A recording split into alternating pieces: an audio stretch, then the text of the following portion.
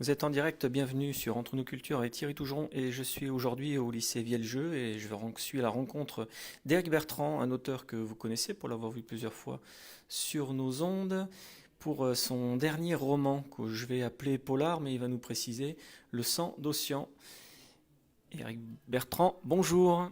Bonjour Thierry.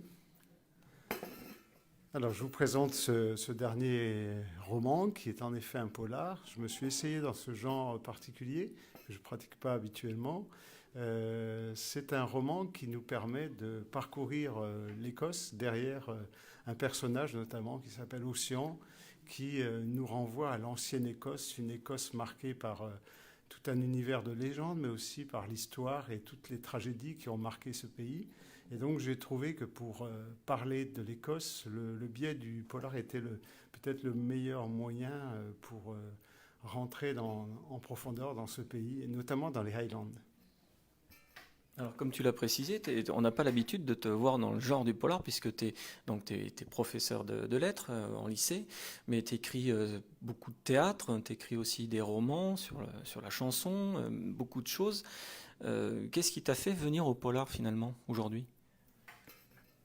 Donc je voulais, à chaque fois que je me lance dans une œuvre, j'essaye de varier l'énonciation, la façon dont j'aborde l'écrit. Donc l'énoncé que j'ai en moi, je transmets. Donc j'ai, par exemple, utilisé dans le coffre de Rimbaud le biais du journal intime.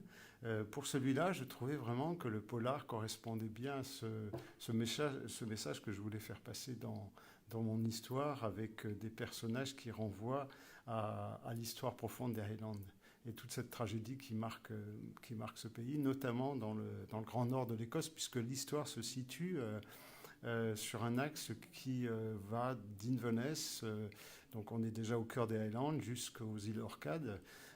Ce sont cet archipel, ces îles qui sont au nord de la pointe nord-est de l'Écosse. Et puis on va vers l'ouest jusqu'à l'île de Skye, donc l'île de Skye étant la limite sud-ouest du voyage. Alors, tu vas nous développer un petit peu plus l'intrigue du roman, mais moi j'aurais aimé que tu nous expliques pourquoi tu as choisi d'aller travailler comme ça sur ce pays-là. Alors c'est un pays qui me tient à cœur depuis très longtemps puisque j'y ai vécu. J'y ai vécu 2 ans, j'ai continué à y retourner pour retrouver des amis, puis infiniment parcourir ces paysages, ces lieux. C'est un pays très vaste qu'on ne peut pas parcourir en un seul été. Et ni en 2 ans, on a toujours des choses à y découvrir, notamment du fait de la diversité des cultures. Et quand on aborde mon roman, on s'aperçoit que quand on passe de la zone Est, qui est la zone, je vais dire rapidement, la zone norvégienne, avec les Vikings qui ont envahi cette partie de l'Écosse, et qu'on passe de l'autre côté, du côté Ouest, on est dans la zone gaélique. Donc c'est vraiment des cultures qui se chevauchent, qui s'interpénètrent. Et c'est vraiment, pour le romancier, un travail intéressant à mener. Et bon, c'était quelque chose qui était profondément ancré en moi. J'avais envie d'écrire sur l'Écosse depuis longtemps. Et je dois dire que cette année en théâtre, puisque tu y fais référence, j'ai proposé à mes élèves de nous lancer dans un thriller qui sera une tragédie un petit peu façon Macbeth, une façon de reparcourir la pièce de théâtre, la seule pièce écossaise de Shakespeare qui est Macbeth. Alors pour ce roman, donc moi tu as déjà fait des dédicaces. Est-ce que tu peux nous résumer l'intrigue sans trop en dire parce qu'on aimerait pouvoir le lire. Alors c'est un petit roman, hein, je le dis aussi, mais voilà, j'ai commencé à le lire. On plonge tout de suite dans l'univers de l'Écosse et ça c'est vraiment extraordinaire. L'intrigue s'il te plaît. Alors, difficile d'en dire un petit peu sans trop en dire. Disons que l'histoire nous amène dans plusieurs lieux où se déroulent des assassinats, diverses formes d'assassinats, parfois une personne, parfois plusieurs personnes.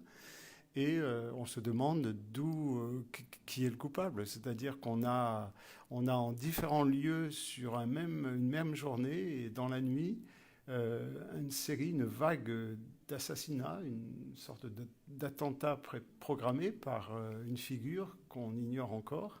Alors, j'en dis pas plus à ce niveau-là, mais l'inspecteur McIntosh, qui est sur l'affaire, qui est un local, hein, qui adore ce lieu, flanqué d'une collaboratrice qui est un personnage un petit peu étonnant, qui appartient plus au monde fantastique. C'est un personnage, c'est une femme qui s'appelle, on l'appelle la Dame de Dunvegan, et son personnage est ancré dans la réalité du château des MacLeod, qui se situe sur l'île de Skye. Et donc ce personnage, qui est une vieille dame de 80 ans, va aider McIntosh à dérouler le fil de cette intrigue très complexe qui va les mener à, je vous rassure, à une saisissante réalité, c'est-à-dire qu'à un moment donné, on va trouver le fil d'Océan, puisque le personnage principal, Océan, est un personnage, est un pseudonyme que s'est donné le personnage dont on retisse un petit peu les idées complexes qui l'ont mené à cette vague d'attentats. Bien, bah, écoute, merci de nous avoir présenté ton roman. Alors simplement, tu vas nous préciser maintenant si on veut se renseigner sur l'auteur et si on veut trouver le roman, comment on fait sur les réseaux, sur Internet? Alors, le roman bénéficie en ce moment d'une promotion. On le trouve dans toutes les librairies rochelaises. J'ai prévu des signatures à l'espace culturel ou chez Calligramme. Sinon, on peut se le fournir par le biais d'Amazon ou via le site, mon site, ericbertrand.fr. De la même façon, on trouvera des indications sur le livre lui-même par le biais de ce site. Eh ben, écoute, merci Eric. Et puis on précise effectivement qu'on peut te retrouver très facilement sur les réseaux sociaux, sur Facebook. Comme ça, vous pouvez directement contacter Eric et lui poser des questions sur ses romans, sur le dernier en particulier. Et on te souhaite une bonne suite pour ce nouveau bébé qui arrive aujourd'hui. Merci Thierry. Ben, c'est vrai que je vous laisse découvrir la magie de l'Écosse en rappelant une chose, c'est qu'on a beaucoup de sang, mais on a aussi beaucoup d'émotions et beaucoup de beaux paysages. C'est vraiment un paysage qui est marqué par la variété de l'Écosse. Merci.